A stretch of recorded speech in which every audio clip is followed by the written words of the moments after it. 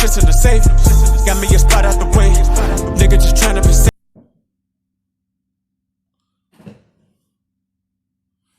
Let's get to the sports talk.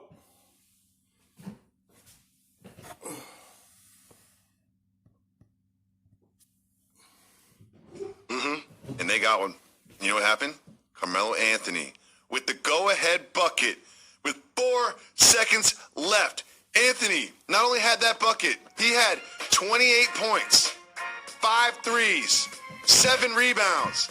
I'm looking at Carmelo Anthony this year in the NBA, and not just saying he should have been there last year. I'm saying he's going to be there next year. No question. He'll be in the league.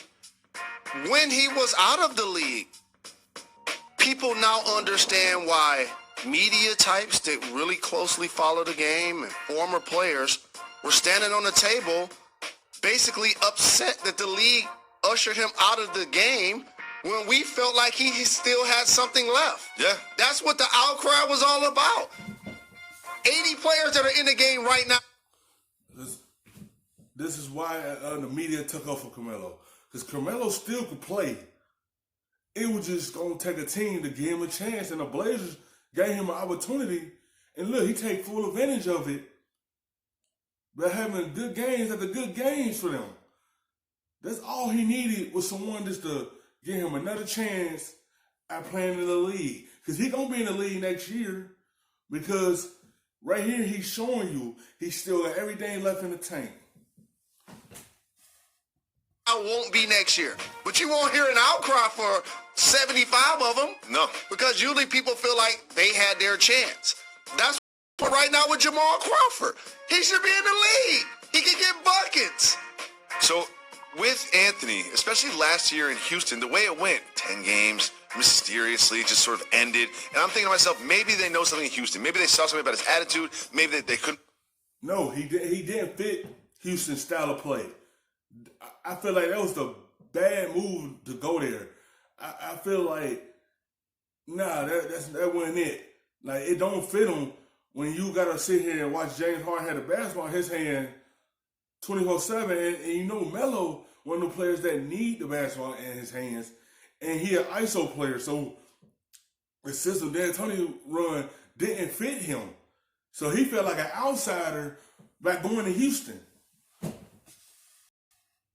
Put him out on defense. Maybe there's a reason, and I feel like that permeated through the league. But you watch him now, sure, he's not a lockdown defender, but 28 points in a game-winning bucket, 7 rebounds, 5 threes. A guy's out of the league for the time period that you mentioned, Jacoby, comes right to the Portland Trailblazers and becomes a starter. They were in the Western Conference Finals last year. That let you know it had nothing to do with basketball. Mm-hmm. They do need some help, though. Correct. They need some help. Correct. You watch Blazers games, like even with Anthony, it's like, ugh. Correct.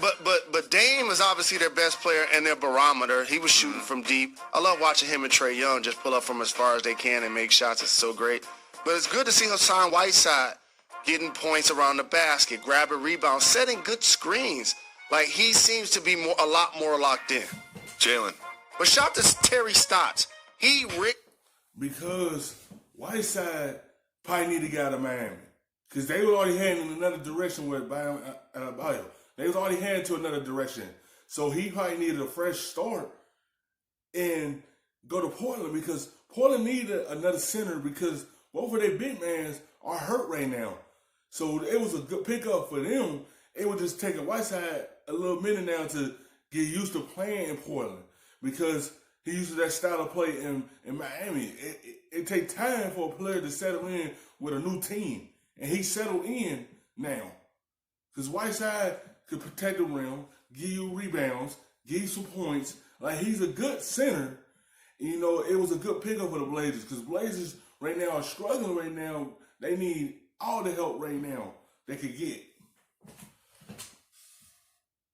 Carlisle, Spo, I look at their teams on League Pass like, where these guys come from? Anthony Simons, Shabazz Napier. I'm just watching like, wow, okay, it's Robinson. It's really impressive to see how those guys continue to put people in position to be successful. The Thunder and the Nets went into overtime. Keep it moving or hit the brakes. I appreciate the professionalism that the Thunder players show up with. Adams and CP3, Schrader, and we talk about SGA. But the Nets have become a bit of a dysfunction. If you're not paying attention over the last couple of weeks, the Nets are not stay working. tuned. Keep it moving. Keep it moving. We keep it moving. We keep it moving. The Kings beat the Suns. Keep it moving or hit the brakes. Hit the brakes on this. All right, we can hit the brakes on that. The Kings were down 21 points, and De'Aaron Fox had 27. My question for you is this, because the Kings are kind of in between. They had high expectations, started out slow, getting better now. If Vlade Divac calls your phone, it says, Vlade, he says, Jalen, it's Vlade, what should I do with this team? So I actually like what they're doing with their squad. There's one sound I make when I watch De'Aaron Fox play. I know what that sound is going to get. I knew it was going to be Nero. And by the way, when he gets to the hole, he'll dunk it on you. Small guy, really courageous. He and Marvin Bagley. They just now getting all their pieces back. They had injuries in the beginning of the year. Now that they got Fox back, now they got Bagley back. Now the team could get rolling, but when you got those injuries, it make a setback. That's why the Kings are sitting at 15-23, because when you had those injuries, it kind of stagnant what you did last year. They thought they were going to counter this year, but the injuries happened. And this team trying to pick everything back up. They can, because they got a good team. You know, once they put it all together again, and they'd be just fine. And, you know, like they were playing good without Fox, and then Fox back, they had to learn how to play with him again. So it was just a lot of things that's going on. It was a lot of shuffling in the deck because you had to get back used to playing with your starting point guard back in the lineup. Dealt with injuries. Yep. So you get those guys healthy. You already re-signed Buddy Hield. Here's what you shouldn't do, Vlade. Don't trade Bogdanovich to the Lakers.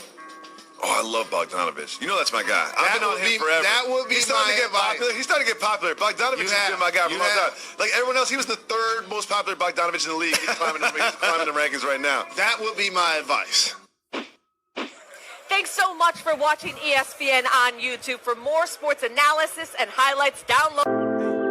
Put a little bit of the rub, nigga, I gotta be safe. Purchase your